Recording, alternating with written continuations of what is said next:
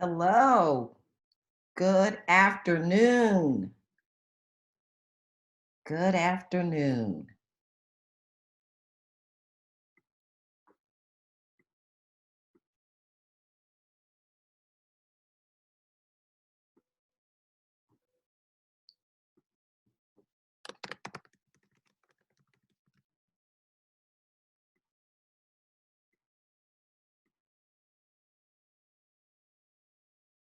Hello. I'm in letting folks into the meeting.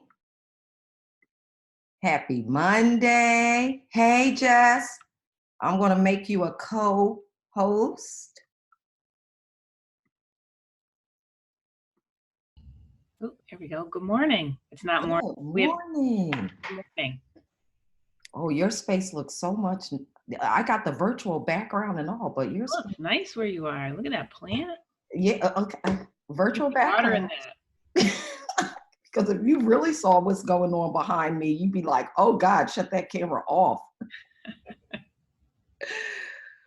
Well, we're excited to have you. And we had quite a few folks registered today. So that's awesome.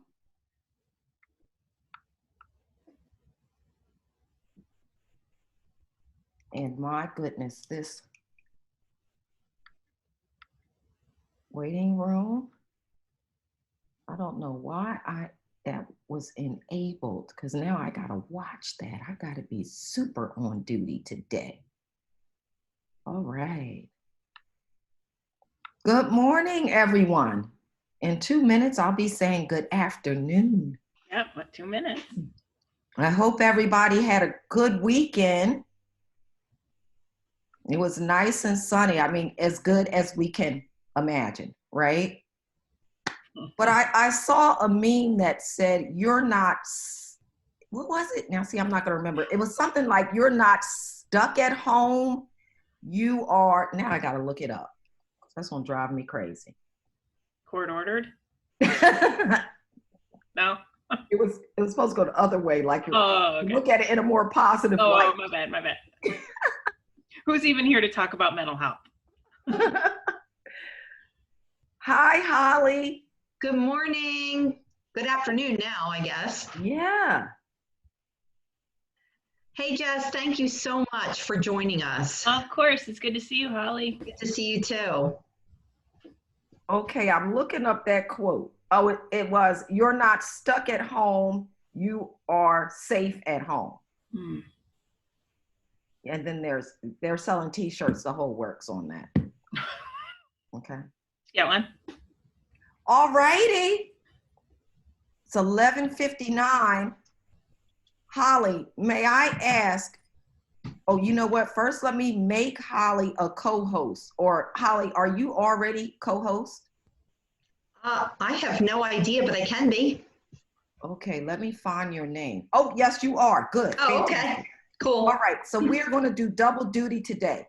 Holly, will you try to man the participants to admit them in, and then I will man the chat box for Jess. Yes. Yep.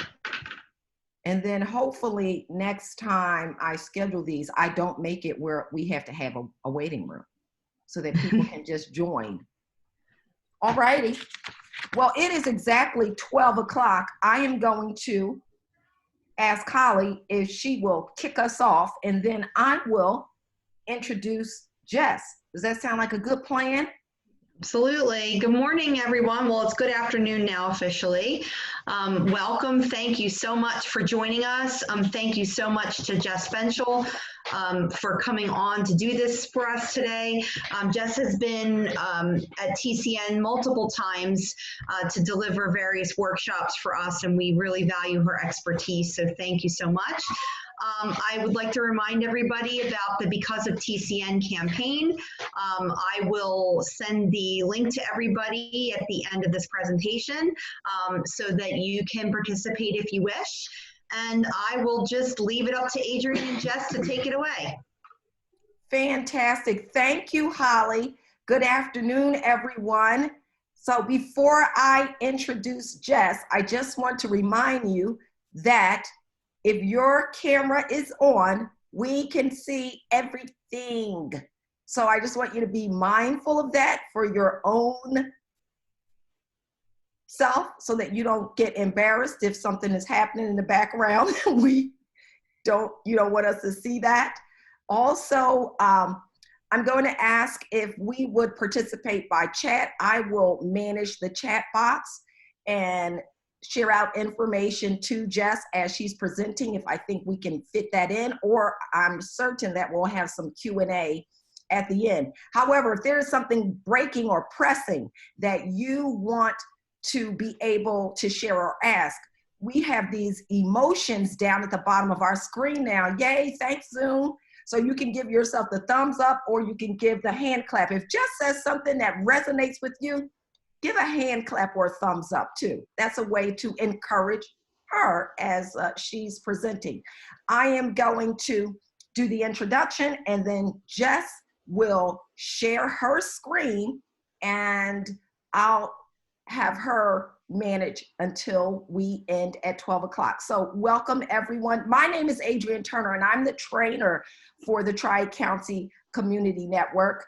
And so it's a pleasure to be able to have this time with Jess again and all of you. So here I'll go with the introduction. Jess has been providing therapy, oversight, and leadership in the community, behavioral, and school programs since 2000. She has a Master's of Arts in Clinical Psychology from LaSalle and extensive training and experience in crisis work programs, startup, staff development, nonprofit management, and teamwork. You know, the bottom line is Jess is the bomb. We can give Jess a hand clap. Thanks, Adrienne. In addition, she's received additional training and intervention and completed a certificate in trauma from the Global Trauma Recovery Institute. Jess serves as Vice President of Behavioral Health at Access Services, and she is key in the development and startup of several innovative programs throughout Montgomery County. Those programs include mobile crisis, justice-related services, case management, and homeless street outreach. So we are so happy to have Jess join us today. We know that stress is a number one issue that a lot of people are dealing with today. Because of the crisis, it has exacerbated things. Just in April, last month, which seems like 10 years ago, right? Days are just, but just last month, CNN had actually published an article which caught my eye, which they said that Gen X women were on the verge before the pandemic. So Gen X are those individuals who are the sandwich generation. They're taking care of their children and their parents. So now we've got the pandemic and, you know, life is crazy for those individuals. We know that stress or issues related to our emotional health are the number one reason for physician visits. And Jess will share that we often talk about our physical health and we get pumped up, you know, when we think about, oh, I can lose weight and I can be healthier on the outside, but it's the inside that we really should be paying attention to as well. So without further ado, everybody, let's give a hand clap to Jess. Yay. Thank you. Thanks, you guys. It's always great to be here. I think I'm going to change my my bio because it really sounds like somebody really great should be here. It sort of feels like it raises the bar, so they just want to help us push the bar down a little bit. You are the bar controller. Yeah, we'll see what happens. We'll see what happens. I love coming and hanging out with you, Adrienne, and having a conversation together in front of people. It's fun. I've always thought it would be really fun to be on The View. So this is, you know, this is probably as close as I'll ever get. But this is a great topic. I've found we're all kind of experiencing this in a lot of really similar ways. I'm going to share my screen here, and you guys are going to tell me if you see it. And it's helpful for us to be able to identify that together. Can you guys see that?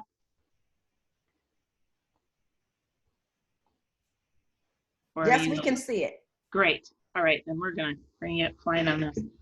So it's really helpful. I found, and a lot of people sort of echoed this, to find the similarities and what we're dealing with.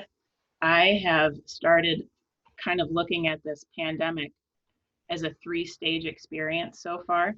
For me, primarily 2 stages, but I'm trying. We've kind of started calling it the hold your breath phase, which lasted maybe 2 or 3 weeks if you're really good at holding your breath.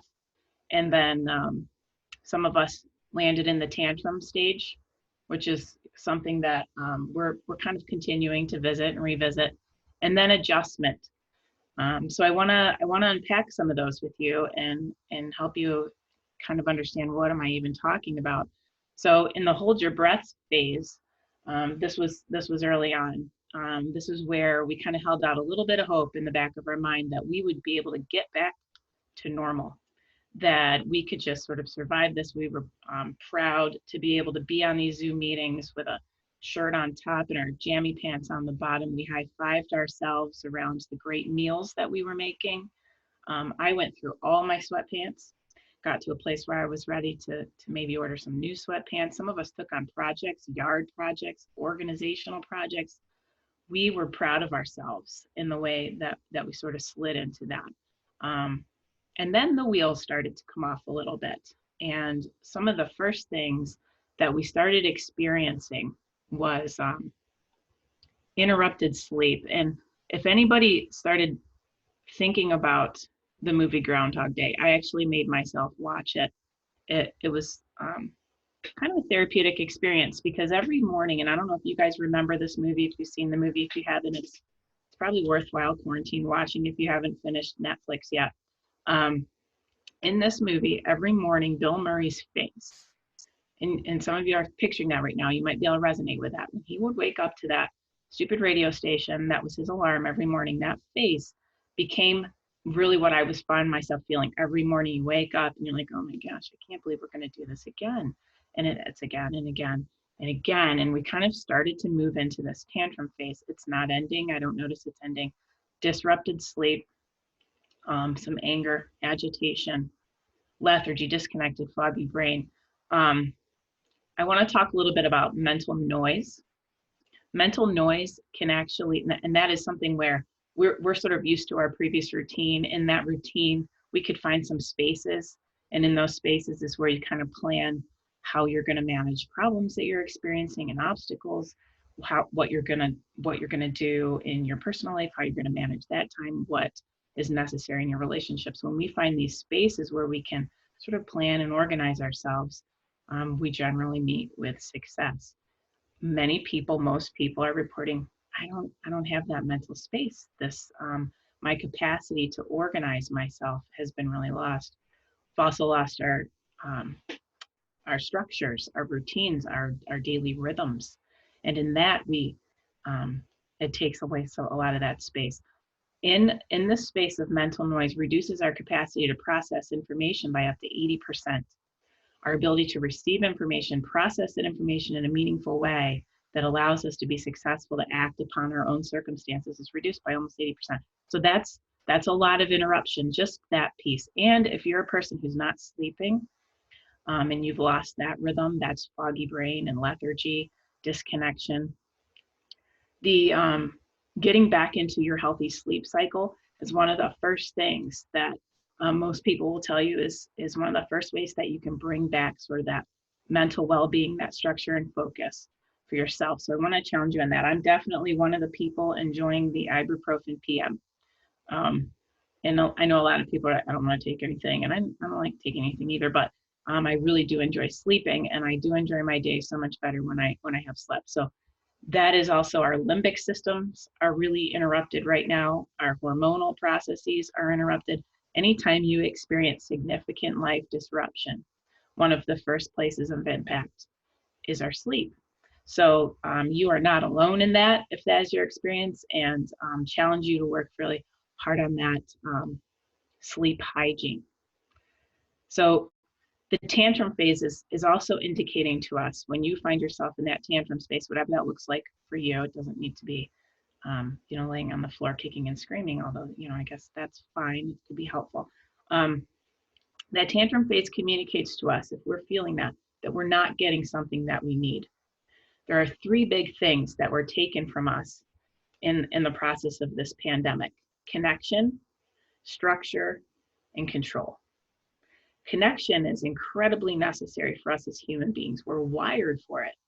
And when we don't have our minimum connection needs, you can see that play out in just a plethora of different ways. So as we move into our adjustment phase, one of the characteristics of that is really trying to attack creative ways for me to maintain the minimum connection that I need to be okay. The second piece, structure. There's an article that came out recently that suggested that the average workday is extended by 3 hours, 3 hours longer. And that's on average. Some people would say that's a crazy number. It's more like 6 or 8. We are working much longer. It takes longer to get done what we are used to accomplishing. It's much more difficult to be in contact with people in a similar way. I think about, remember the old days when we used to have like meetings in person, and when you go into a meeting, you could connect with like 6 people at one time, which eliminated what is now 6 different phone calls that you have to have. And you know how phone calls are. You have to connect with a person, you have to ask how they're doing, and then you know how that goes. We need to now talk about how we're doing because we're not doing so great. And then that takes a long time. And then you finally get to the 37 seconds of necessary connection that you needed about the work piece. And I want to encourage us all how important those phone calls are now, because the 37 minutes that are required for you to connect before the 37 seconds of what you actually needed for work, that 37 minutes of connection is invaluable, because we are finding the connection more often through our work contacts right now, because that's who we really need to interact with, and we're able to get so much more from that. Adjustment. I am a Buffalo Bills fan. So these masks, this is brilliant right here. This really reflects adjustment from my perspective. In the beginning of April, when we all started, in the end of March, when we all started collecting our masks, we were really happy with that nasty piece of plaid that came out of the back of somebody's closet where it's been sitting for decades, and then they were generous to donate that to an amazing hero who's a mask maker who made you a mask. And it was a big deal to have that. But now we're kind of sliding into, I kind of want my mask to match my outfit. And it would be cool if it reflected my personality, like maybe a basic black or maybe Buffalo Bill. So we're now beginning to adjust. Okay, we're here for a while. We're going to kind of figure out a lane for this. I mentioned the 3 big things that we lost: connection, stability, control. So I'm gonna talk a little bit about some of those things. I want to talk about grief though for a couple of minutes. Grief is something that we're experiencing as a huge part of this pandemic. There is both sort of what we might call typical grief and more complex grief. Typical grief is we've lost a lot. A lot of people have lost incomes. We've lost privacy. We've lost freedom. We talked about we've lost connection, stability, control. We've lost our connection to family members. We've sometimes lost our most valuable roles in our lives. And so there's just so much that we're grieving as a part of our regular human experience. Many people have lost loved ones. That's that complex grief, the grief of actual loss. And as a part of that, there's even additional traumas to these losses. We're finding people who are dying alone, people who are aware that their loved ones are dying alone. They can't be present. We can't have the same types of celebrations and remembrances of people that we're used to having. Our cultural typical norms for how we process grief and loss are very interrupted right now. And that has been extremely difficult for people. So there's additional trauma to the grief that is already traumatic in and of itself. There's a lot of fear. And one thing that we've been talking a little bit about is the capacity to name your fear. What literally are you afraid of? I recently spoke to someone who explained she'd been struggling for a while with just sort of this amorphous fear. I'm just afraid. I'm not sure why I'm afraid. And she was finally able to say, I'm afraid of dying alone. She's a person who lives alone, and she says, I'm afraid of dying alone. And when she was able to say, that's the piece I'm afraid of, Her trips to the grocery store were a little bit easier. Her trips out, or her clarity around what she could still do, became really helpful for her, and she expressed finding some relief in that. Fear is one of the things that's very easy for us to just generalize, and then that becomes an obstacle to our capacity to get what we need to be able to function. So encouraging you to name specifically, what are you afraid of? Also, when we do that, we're able to attack that fear. We're able to problem solve around it, or ask others to support us with it. So very important. Find space to reduce the mental noise. And this is kind of connected to going back and pursuing that stability, the rhythm, the routine for yourself as a part of your specific routine. And this is hard for people who live in, maybe with other people. Maybe you have children, for example. I'm trying really hard to not make this about me, but I'm finding a really hard time finding space to reduce mental noise, because those kids are everywhere and they never go to sleep. You know, how do you find that? So pursue the connection you need in new and creative ways. And we talked a little bit about that, developing the routine. And then I want to talk a little bit about control. When we lose control, and we've all experienced this in some way in other times in our lives, when we've lost some sense of control, it's very easy for our brains to project a complete loss of control. So there are things that we can't control right now. There are things that we've lost that we cannot take back. There are things that we still can control. When our brains perceive we have no control, it tends to result in our disconnection or our pulling back. It drives feelings of hopelessness or helplessness. Like I'm very unhappy, I'm very uncomfortable, and I can't fix it. And we're used to being people that when we are uncomfortable, we can create change that results in improvement. But if we're getting a feeling like we can't control anything, then we've lost the sense that I am empowered to create positive change. And we truly still are, but we have to be really clear on where the controllables and the non-controllables. Name them for yourselves. When we name the things we can't control, it just kind of helps us release, let go, stop fighting in those areas. When we name the things we can control, it empowers us to go into those lanes and be very active in how we can manage them. I want to come back again and highlight, pursue the connection creatively that you can have, that you can find. Be rigorous in pursuing some kind of a schedule or routine that works for you. It doesn't have to look like everybody's, but one that works for you. And name what you can control and what you can't. I want to talk a little bit about those of us working from home and what a joy that has been. This is real right here, that first day of Zoom meeting, right? I literally went into my closet this morning, like, what am I going to do to dress up on top? And that second, like we've landed there. I know my leadership team, we have landed in that space. Actually, we imitated this meme one day. It was very freeing. It felt good. We have achieved a level of personalization at work that I think is fantastic. A place where we've been able to enjoy one another from a different perspective. We've seen people's closets. I was just in a meeting this morning. I was looking into someone's closet. I was like, wow, I think I've seen you wear that blouse. We've seen one another's children. We've seen one another's pets. That's not something that we have to pull back from. I know, I love this quote here. Patrick Lencioni says, we need to replace efficiency and professionalism with effective impersonalism.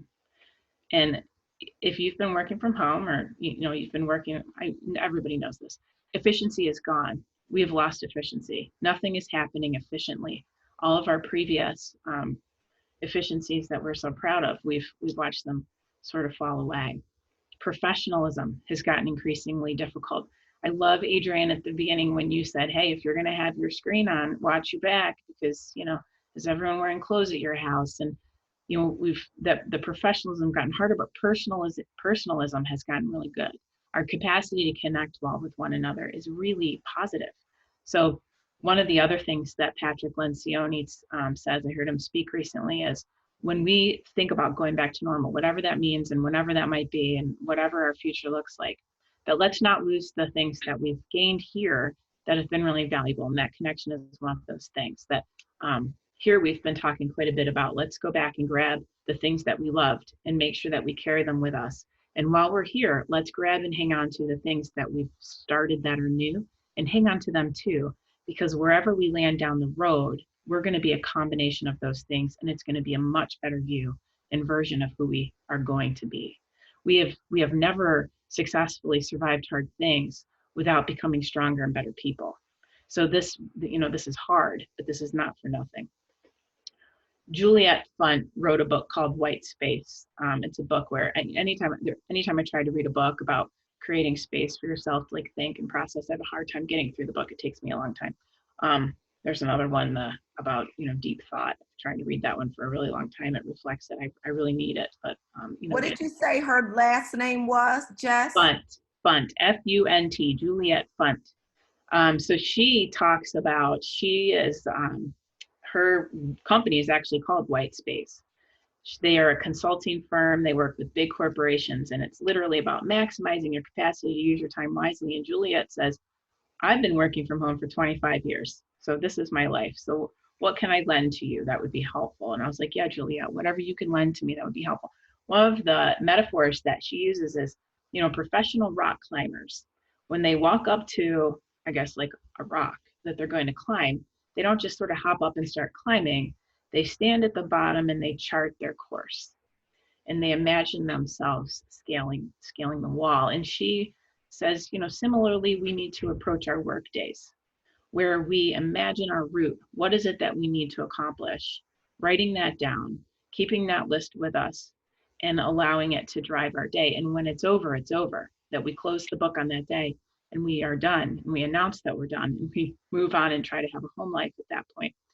Yes. Yes. That's a really good point. Last week, we did our leadership coaching session, and one of the things we talked about is the importance of planning your day and not leaving things up to chance. You get more done, but it also can help you manage your emotions. Mm-hmm. Mm-hmm. Yeah. And it really does lend a sense of control to how we're using our time.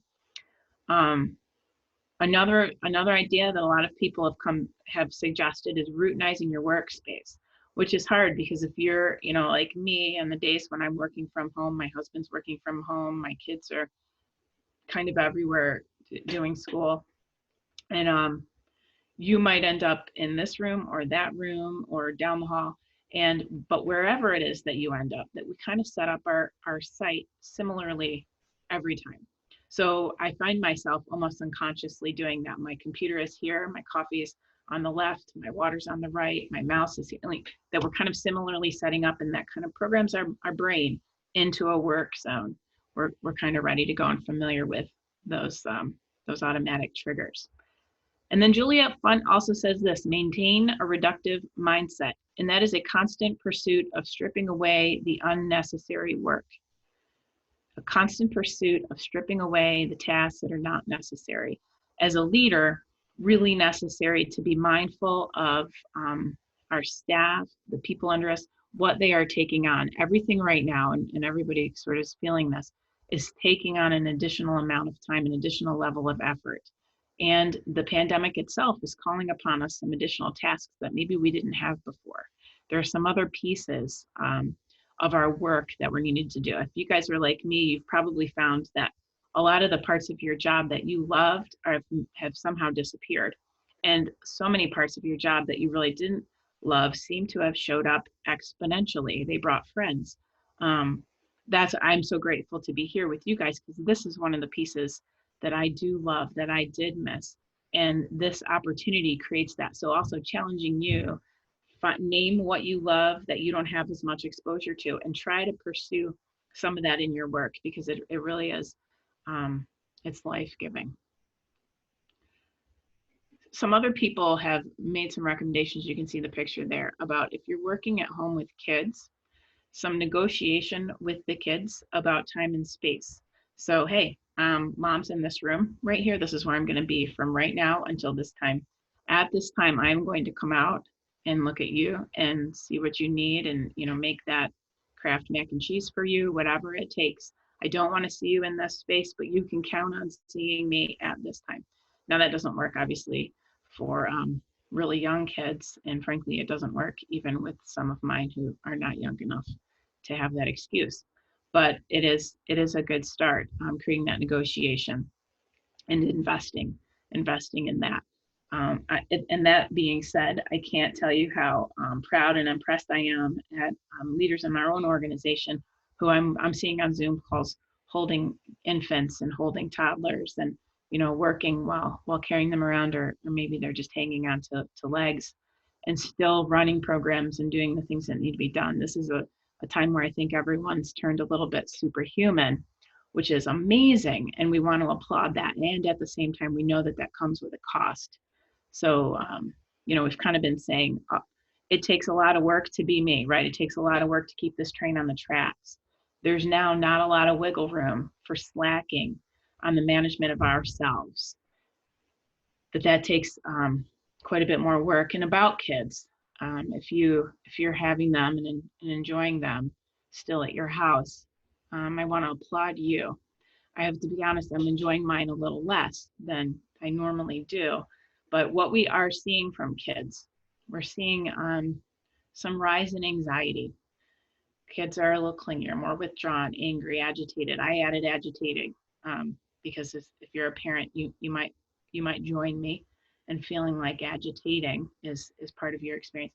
And regression backwards. One of the things that we've been saying is if you're aware of some cracks in yourself or your loved ones or your kids, just cracks, right? We're human, we all have little cracks. They've become a little more like chasms at this point, and for some of us, canyons.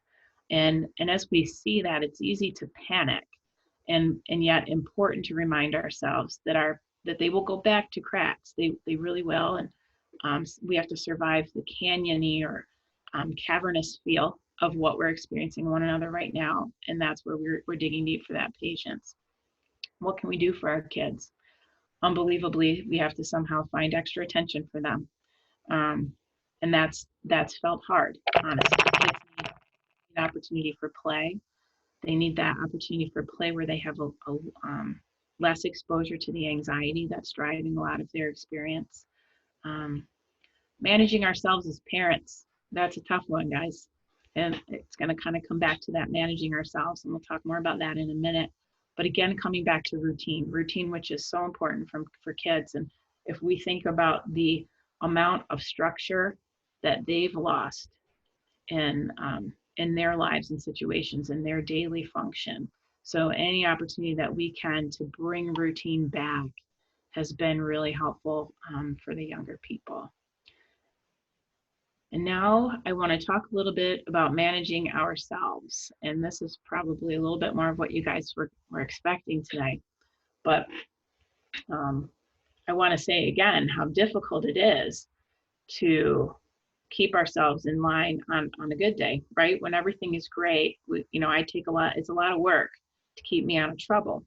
So now there's really very little margin in our capacity to ignore some of the things that are so important all the time. We talked a lot about sleep hygiene, and I can't say how important that is just by itself. Lack of sleep drives a lot of symptoms that we might even associate with mental illness. And I want to take a second on mental illness. You guys have heard a lot just in the media alone about how we will see such an increase in mental illness as a result of the pandemic. And I don't want to necessarily argue with that, but I do want to say that we are all as people experiencing quite a bit of just existential crisis right now. It doesn't mean we're mentally ill.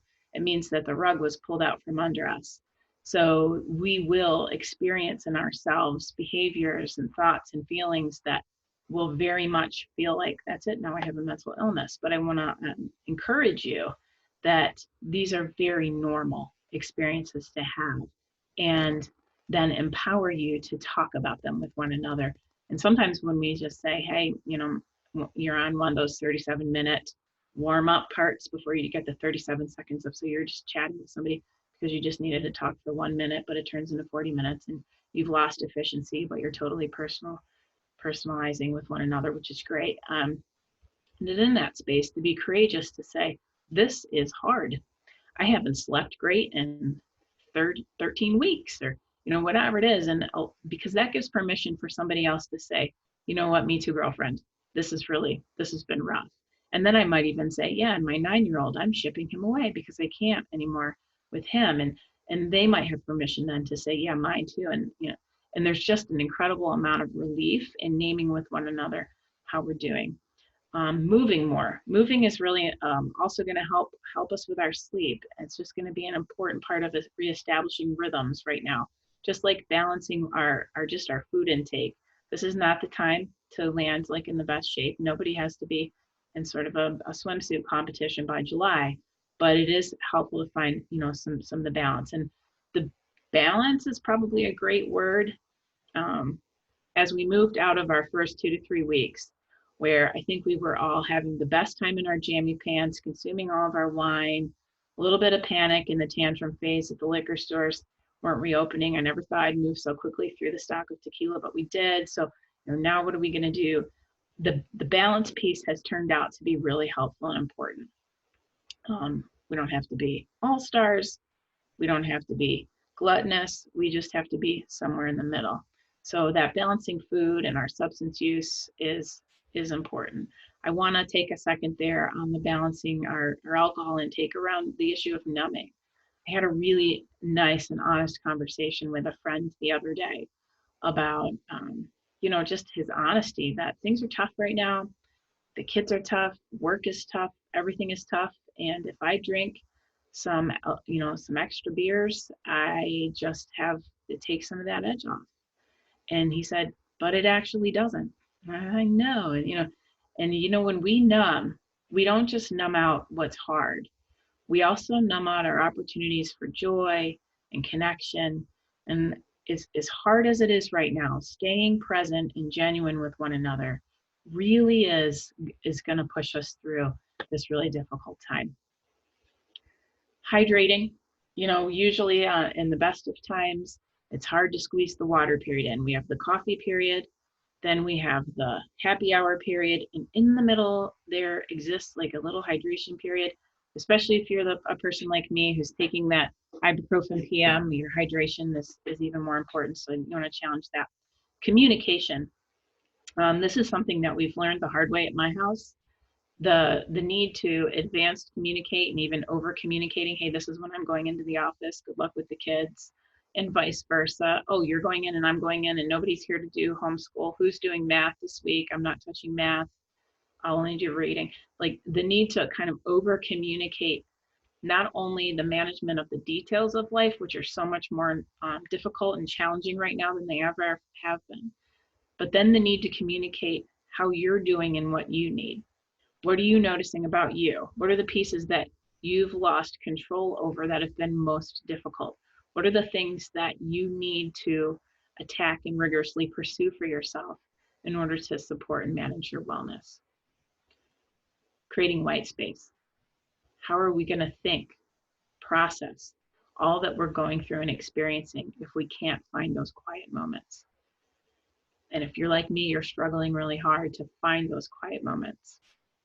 So as you are setting up your structure, your routine, finding a space to rope that in.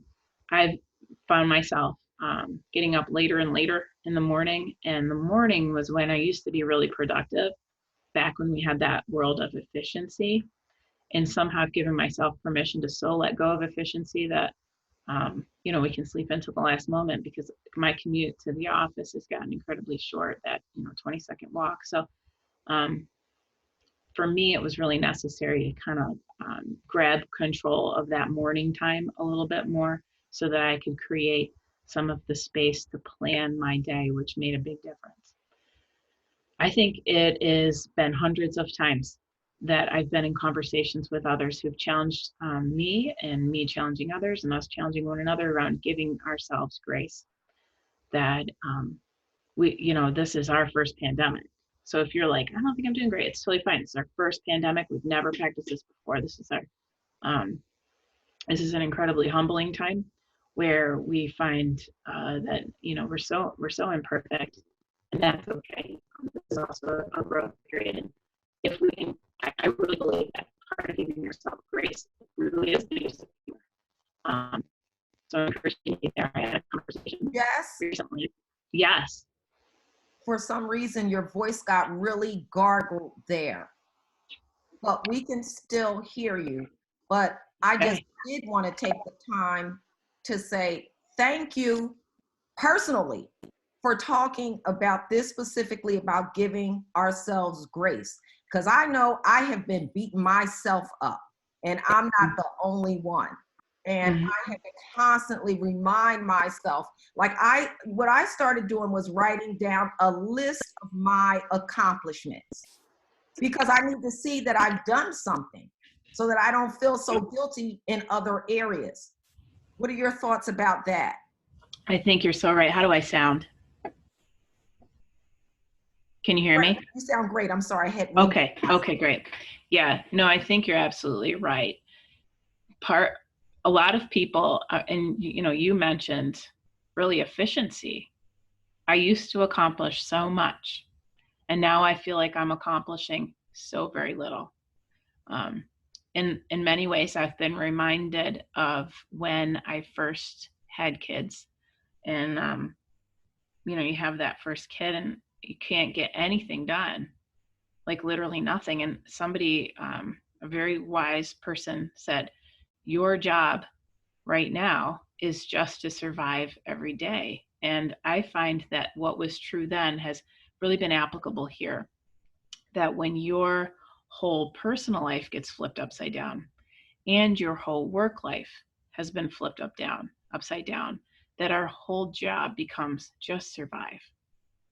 And yet, because we never, like, there really was no pressing pause on this to adjust, that we just believed we needed to continue to be just as productive as we always were, failing to recognize that this pandemic is attacking us in the same way that we are attempting to attack it. So one of the things that's really hard, and I'm a person who I love emergency behavioral response, but I don't like this one because I'm in it as a victim, just like I am as a responder. I know many of you in your work, you are very much a support person to others. So you've been playing the role of responder in this pandemic, and yet you are yourself a victim of the pandemic. So, I mean, it's incredibly brave. It's incredibly courageous. You stepped aside outside of your own experience to serve other people. But that's really challenging right now because you're also sort of trying to keep your own balls in the air. The other thing that makes this really hard is there's no bookends on this. We pretty much know when it started for us, but we don't have an end in sight.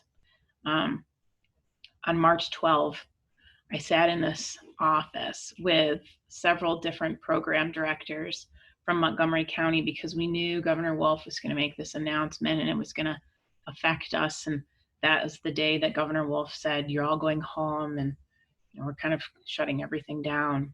And I had my leader face on, how are we going to flip these programs? How are we going to move to telehealth, yada, yada. But inside, my whole self was screaming to get to Target because I needed the big Bounty Big Roll package. I needed that 12-pack of Bounty Big Roll. That just seemed important to me. So, we've kind of always and constantly wrestling with this. I have my own fear and anxiety, and we're serving and supporting other people who are presenting their fear and anxiety, and that can be really challenging.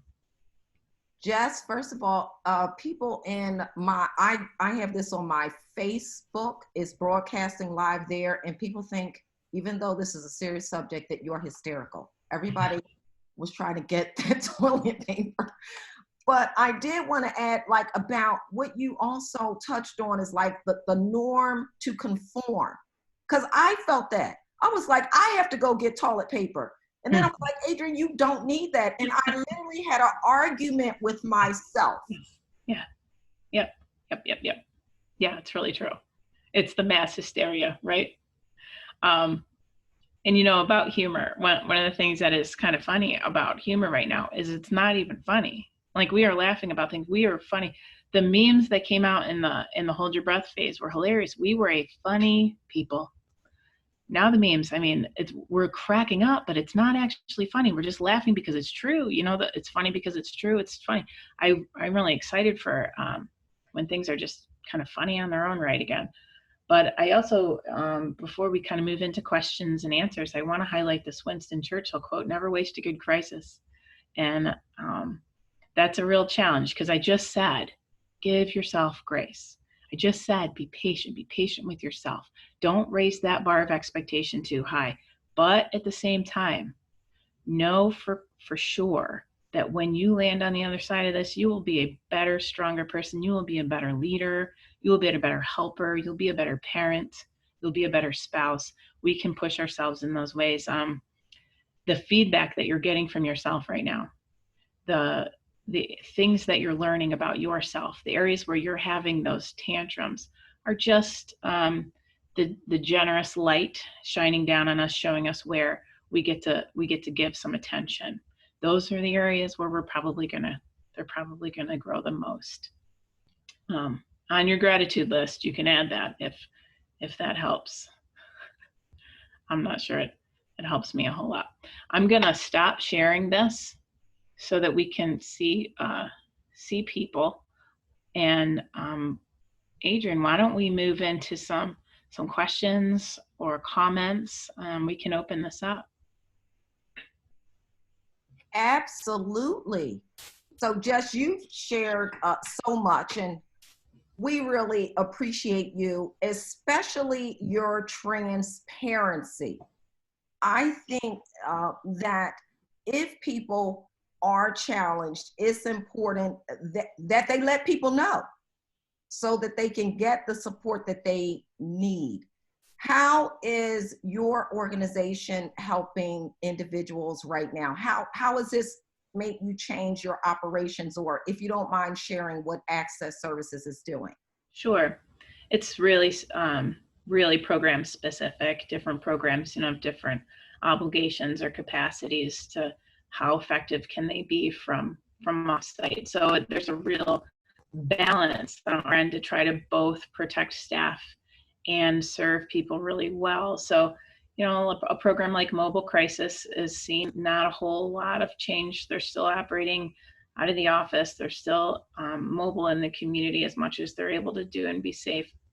Homeless street outreach has also been pretty active in the community, trying to do as much support as possible. That's not really easy to do, work offsite and support individuals who are homeless. There are about 160 individuals homeless in Montgomery County.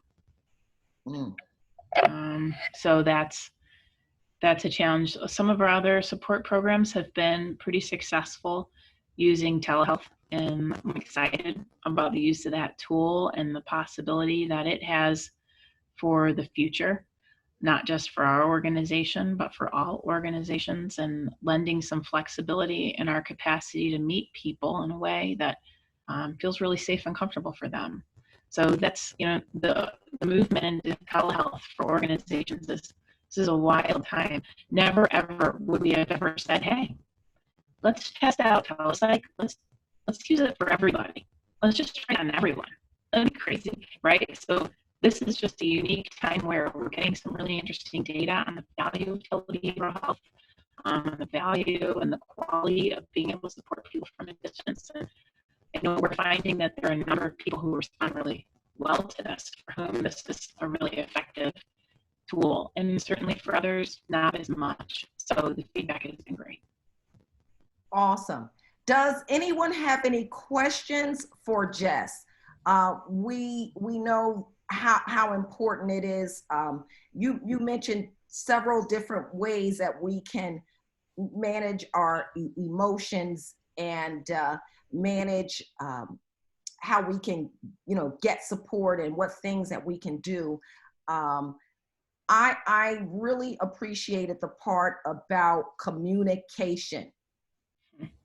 And I'm going to just say, you talked about oversharing, the impact that could have. That's been a challenge for me in terms of self-care, because, even though there's just one person in my house, he's trying to work and do things. So I certainly got what you said. Like, okay, today, like I cannot be disturbed between this time, and he's doing the same thing. So how important communication is. And you know, when we're not at our best, we shut down a little bit. We communicate far less than we even might typically communicate, and we don't necessarily notice that. In most important relationships, we have probably often run into that conversation about, wow, you're not reading my mind. It's so weird. I thought you'd be reading my mind. You know, we're going to experience even more of that tension with one another as we have a tendency to communicate a little less. So it's going to feel like over communicating, but we could very well be kind of just kind of hitting who we usually are around communications. So it does require just a little bit more of our intentional kind of paying attention, being conscious of that.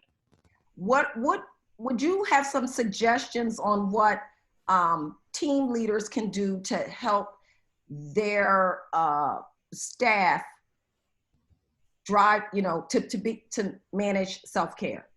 What did you do for your team, or what are you doing? Like, I love that you said how you've relaxed, so to speak, like the dress code. Right. Yes. Right down to jammies, actually. Yeah, totally relax the dress code. Now, I think what we're finding and what we're kind of emphasizing is the need to create some just connection time in every meeting. That we literally, every time we pull leadership together, and when they pull their teams together, that the first point of business is, hey, how are you doing? How are you holding up? What's challenging and hard? That we're naming and offering time to name what's hard and what's difficult. And those have been some really powerful times. And as long as we're doing that, then I don't feel that it's fair as a leader to ask my team to do more when I'm not present with them in their heart spaces. They shouldn't listen to anything I have to say if they don't know that I see them. I see you. I know that you're struggling with, I know you have a kid stuck to each leg, and I am asking you to send me your strategic plan. Like, I see you, I know what your challenge is, and I'm grateful. I'm grateful for what you're doing. I know that you're climbing a great hill to be present here in this space. And that's really meaningful. That's everything. So I think making sure that your teams and I think we need a stronger leadership presence at every level right now than we ever have. Yeah. That they need to see our presence, and they need to be seen by leaders. And, you know, I say this all the time, if you guys aren't really sure what you're doing, if you feel like you're faking it, that's because this is your first pandemic, and guess nobody knows. So if you're a person who's always kind of feeling like you're faking it anyway, this is your time to shine, because we're all just kind of winging it and doing the best we can. And that honesty and that transparency, I think, is really necessary, because then together we can team up and come up with some new and creative solutions. Yeah, another thing, that was awesome. Thank you so much.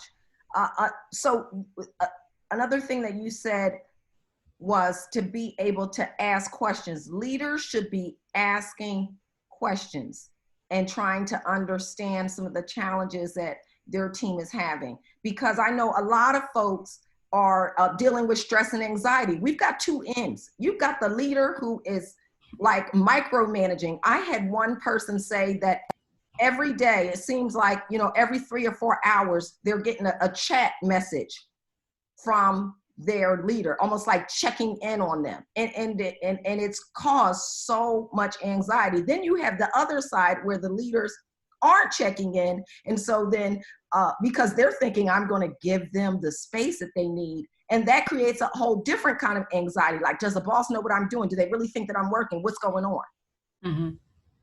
Yeah. Yeah. And finding a way for people to feel safe. Yes. So that they can communicate. You know, safety is something that everybody's pursuing right now, and connection is kind of create safety.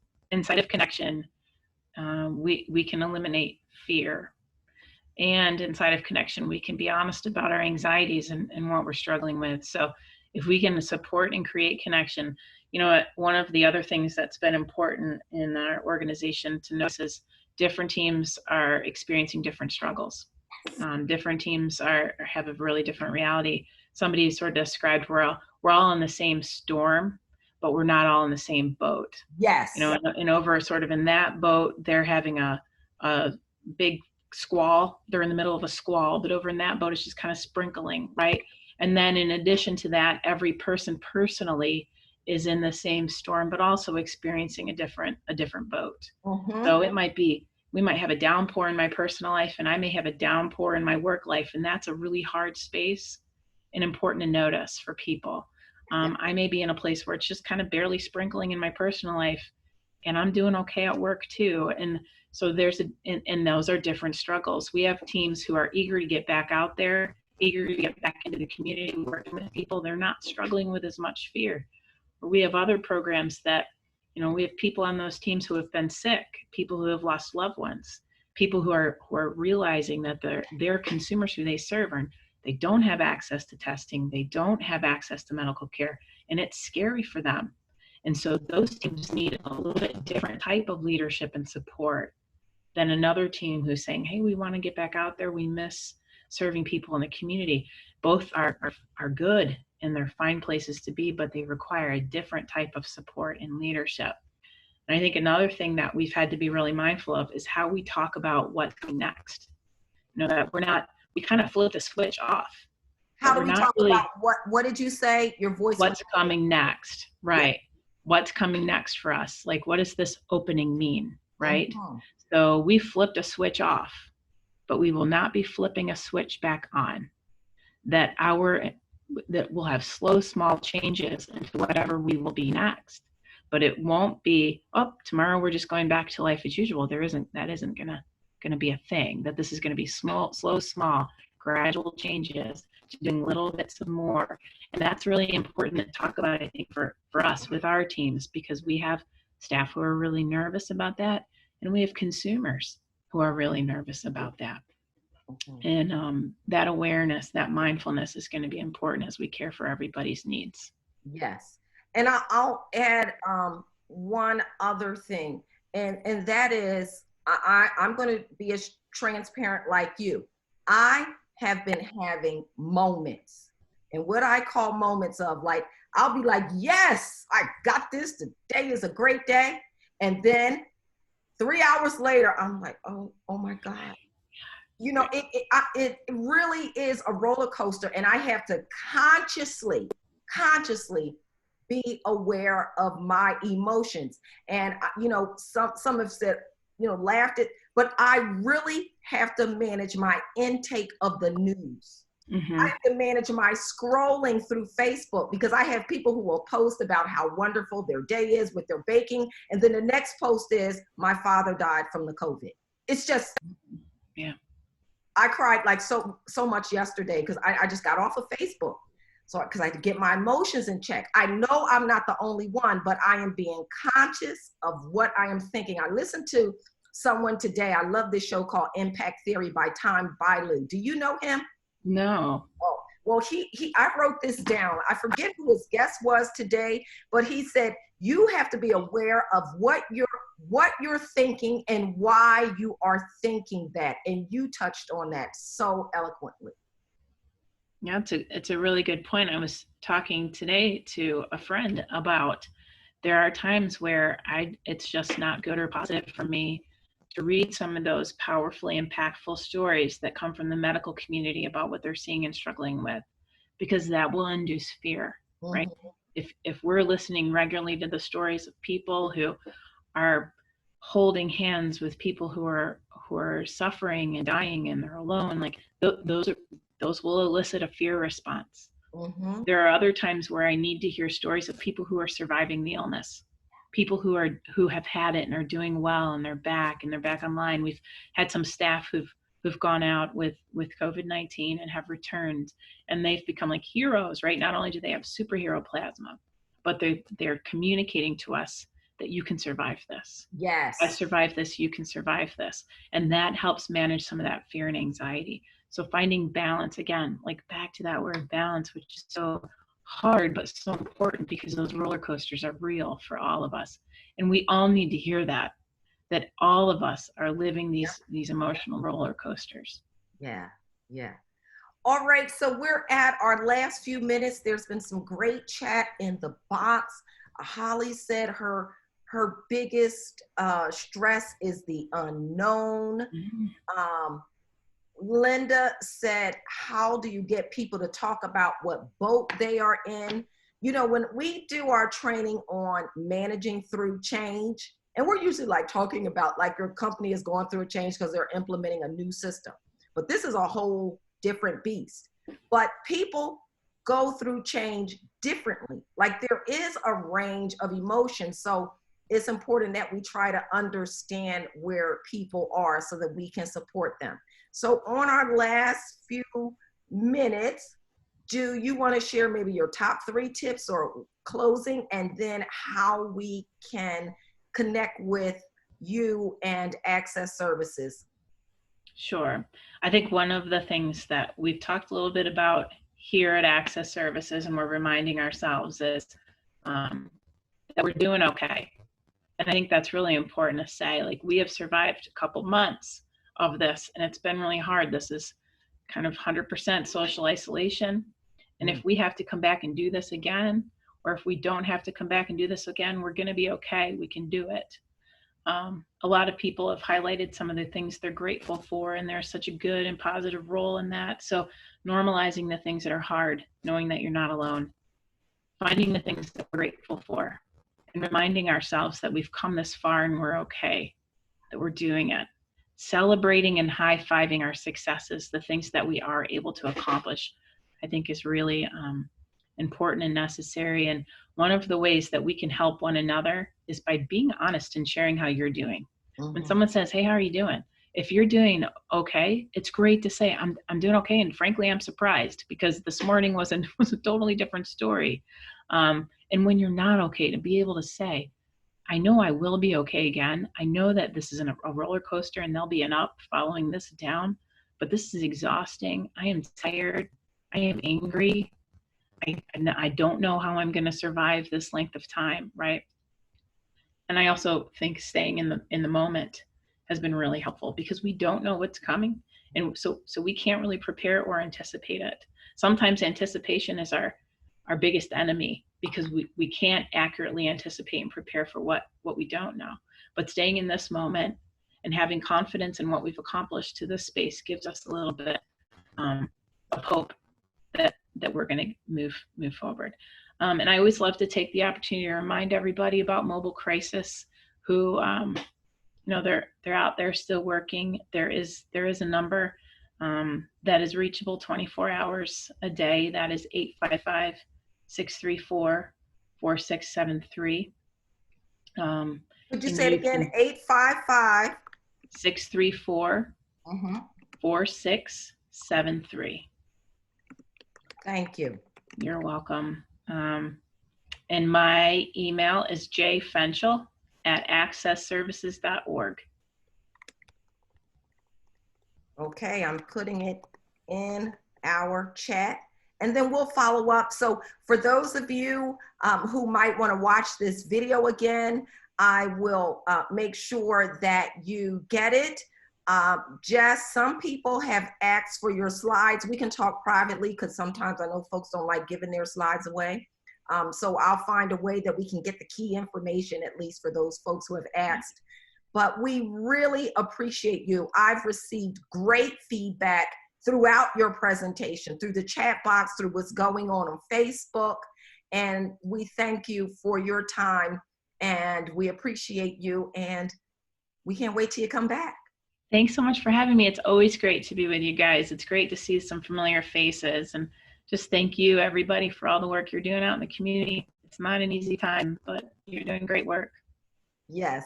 Thanks so much. Everyone have a wonderful day. Don't forget this Thursday, for those of you who have signed up for the leadership coaching, okay, you're getting a homework assignment in the email. So look for that. And then next week, okay, Holly's not here. I forget what next week is, folks. Okay, forgive me. We have another training, because we do this every Monday at 12 noon. We provide some information, some training for individuals. So look for communications on that. Again, everyone have a great day. Thanks again, Jess. Bye-bye. Thank you.